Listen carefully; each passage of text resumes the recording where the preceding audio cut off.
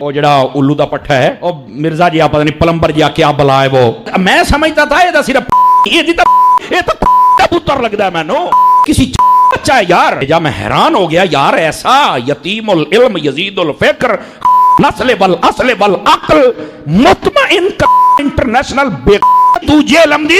اور پیر غفران صاحب نے بھی کہا تھا سن لو نعرہ غفران دا مرزا جیل میں, اور اس کا جواب نہیں دے بندہ کیا دے گا بتاؤ نا مجھے. تو میں کہتا ہوں اگر یہ بے نہ ہو تو یہ ویسے ہی مر جائے.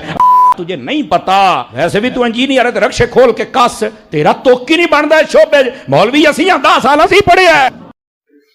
داتا حضور کشف المعجوب میں لکھتے ہیں یہ فکرے ان کی زبان سے تب ادا ہوئے جب اس درخت کے نیچے تھے جس کے اوپر میں چڑھا ہوا تھا. آپ فرماتے خدا کی عزت و عظمت کی قسم پورا درخت, اس کی ٹہنیاں, اس کا تنا, اس کی جڑیں بھی سونے کی ہو گئی, سارا سارے سونے کا ہو گیا. حدیث پڑھ کے گمراہ ہو جائیں گے. اوے تم لوگوں نے عزتیں ویل کی ہیں اللہ اور اس کے رسول کے نام کے اوپر, چندے اکٹھے کیے ہیں, جائیدادیں بنائی ہیں, کوئی محنت سے نہیں کمایا تم لوگوں نے, اللہ رسول کے نام کا کھا رہے ہو اور بات یہ کرتے ہو کہ حدیثیں نہ ہمیں سناؤ ہم گمراہ ہو جائیں گے. عزتیں ویل کی اللہ اور اس کے رسول کے نام کے اوپر, سواریاں سوار کی مکے اور مدینے کی آوازیں لگا کر اور پھینک دی جا کے دیوبند میں اور بریلی میں. غدار ہو تم رسول اللہ کے صلی اللہ علیہ وآلہ وسلم, پکے غدار ہو. نبی کے جیسا ہے ہی کوئی نہیں, باپ بیٹے شے ہی کوئی نہیں.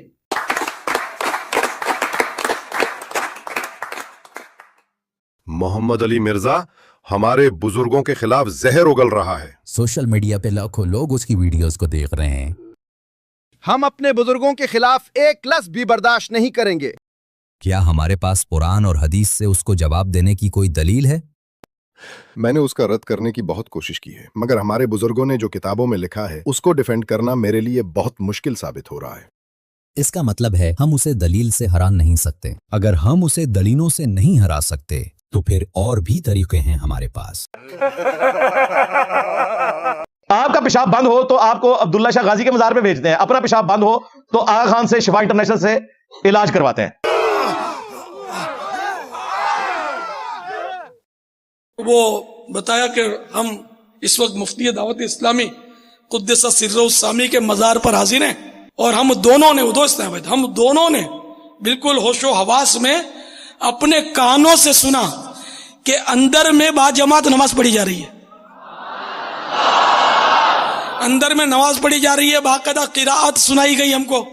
وہ ٹاپ آف دا لسٹ رسول اللہ کا نام لیتے ہیں. وہ کہتے ہیں ہمارے تو حضرت عیسیٰ پہلے ہی بتا کے گئے تھے. ایک تو وہ بڑا دجال آنا نا کانا, اس کو چھوڑ دیں. وہ کہتے ہیں حضرت عیسیٰ نے کہا تھا میرے بعد کئی ایک جھوٹے دعوے نبوت کرنے والے پیدا ہوں گے. انجیل میں جو وہ آیت ہے نا کہ قیامت تک دجال پیدا ہوں گے جو جھوٹے دعوے نبوت کریں گے, نعوذ باللہ. دجال کا ورڈ موجود ہے انجیل کے اندر. کرسچنز اگر ہمارے نبی علیہ السلام کو پیغمبر نہیں مانتے تو الٹیمیٹلی پھر وہ ان کو ایک جھوٹا انسان سمجھتے ہیں جس نے دعوے نبوت کیا, نعوذ باللہ من ذالک. یہ جب کافروں کے ریفرنس سے بھی آپ کو بات کریں تو کہتے ہیں انہیں کٹیاں نے. محمد علی مرزا نے نبی پاک کی گستاخی کی ہے, نبی پاک کو نعوذ باللہ جھوٹا کہا ہے. اس نے خود سے ایسا نہیں کہا, اس نے کہا تھا کہ عیسائی ایسا سمجھتے ہیں, نہ کہ وہ خود. اس نے نبی پاک کی توہین نہیں کی. ہاں میں جانتا ہوں اس نے توہین نہیں کی, مگر ہم کہیں گے کہ اس نے کی ہے. اب موقع ملا ہے اپنے بزرگوں کا بدلہ لینے کا.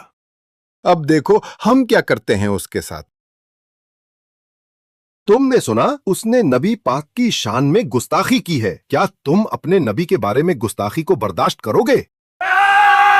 نہیں, کبھی نہیں. محمد علی مرزا گستاخ ہے, اس کو گرفتار کر کے 295 سی لگایا جائے.